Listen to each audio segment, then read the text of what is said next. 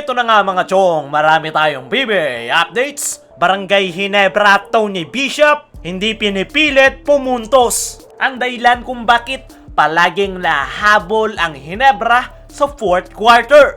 Ngayong Commissioner's Cup nga mga chong, ay nakakatatlong laro na ang Barangay Ginebra.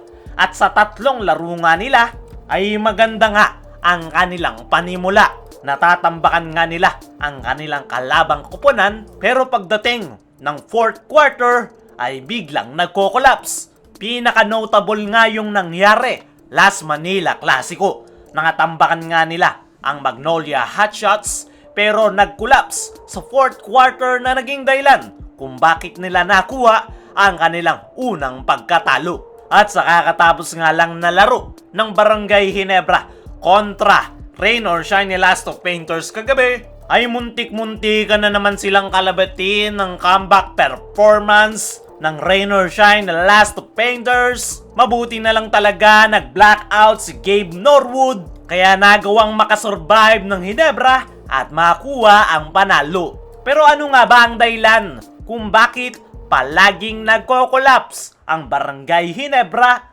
pagdating sa 4th quarter? Ang sagot at pinaka-obvious sa lahat ay yung player rotation ni Coach Tim Cone.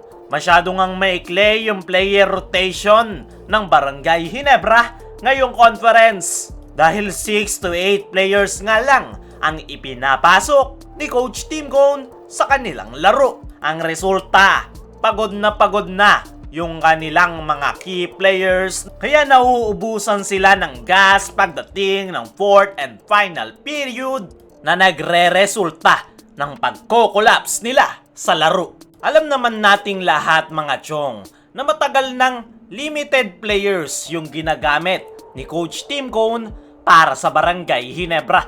Effective naman nitong mga nakalipas na season dahil ilang kampyonato nga ang kanilang nakukuha. Pero iba na nga ang sitwasyon ngayon. Nag-evolve na nga ang basketball, mas malawak na player rotation, mas maraming option pagdating sa opensa. At pinaka-importante sa lahat, hindi pagod ang mga players. Masyado na ngang old school ang tactics ni Coach Tim Cone na limited player rotation para sa kanyang koponan. Pero hindi naman natin masisisi itong si Coach Tim dahil marami nga sa kanyang mga key players ay may mga iniinda, yung iba kakagaling lang sa injury.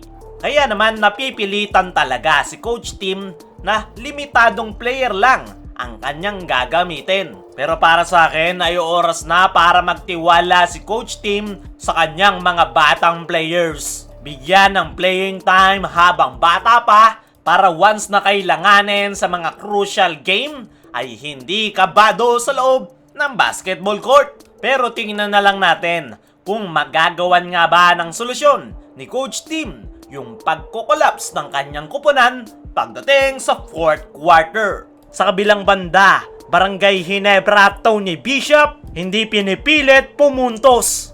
Ito nga si Tony Bishop mga chong ay ang mainit sa mata ng ilang mga PBA fans dahil kapansin-pansin nga daw na hindi masyadong nagte-take over itong si Tony Bishop sa Barangay Ginebra. At sa naging latest interview nga ni Coach Tim Cone matapos ang laro nila kontra Rain or Shine Elasto Painters, ay natanong nga ito kung bakit hindi masyadong big impact ang ipinapakita ni Tony Bishop sa kanilang mga nakalipas na laro. At ang sagot nga dyan ni Coach Tim Cone ay hindi nga daw nila sinusukat ang kanilang import kung gaano karami ang napuntos nito para sa kanilang koponan. We don't measure our imports by how many points they score. We don't even measure Justin that way. Marami nga daw ang nagsasabi na hindi maganda yung ipinapakita ni Tony Bishop, lalong-lalo na pagdating sa puntos. Pero nilinaw na nga ni Coach Tim na hindi puntos ang importante para sa kanilang imports. Ang mas importante nga raw ay yung bagay sa kanilang sistema at nagagawa nito ang role as an import sa kanilang koponan. Kinakailangan nga daw nilang maglaro as a team at hindi nga daw sa lahat ng oras ay kinakailangan nilang mag-rely kay Tony Bishop. Paliwanag pa ni Coach Tim na ganun din yung kanilang ginagawa noong si Justin Brownlee pa ang kanilang import. Total team effort nga daw ang kinakailangan para makuha ang panalo. Dagdag pa ni Coach Tim Cone na wala nga daw silang main player na pinakasasandalan pagdating sa puntos. Kung sino nga daw yung mainit at matapat na open, ayun na ang kinakailangang tumira. At natapat nga daw yan kay Maverick Ahamnisi na nakapagbaon ng crucial 3-point shot. Alam nga daw ni Coach Tim na malaki ang ine-expect ng Barangay Ginebra fans kay Tony Bishop dahil napakalaking role nga ang kinakailangan nitong gampanan lalo na't si Brownlee ang kanyang pinalitan. Pero naniniwala nga si Coach Tim na hindi kinakailangang pumuntos ng malaki ni Tony Bishop para masabing bagay ito sa kanilang kuponan.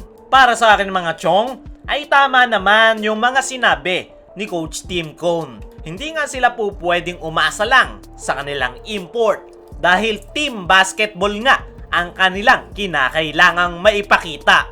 At yan yang isa sa recipe para magawa nilang madepensahan ang kanilang kampyonato.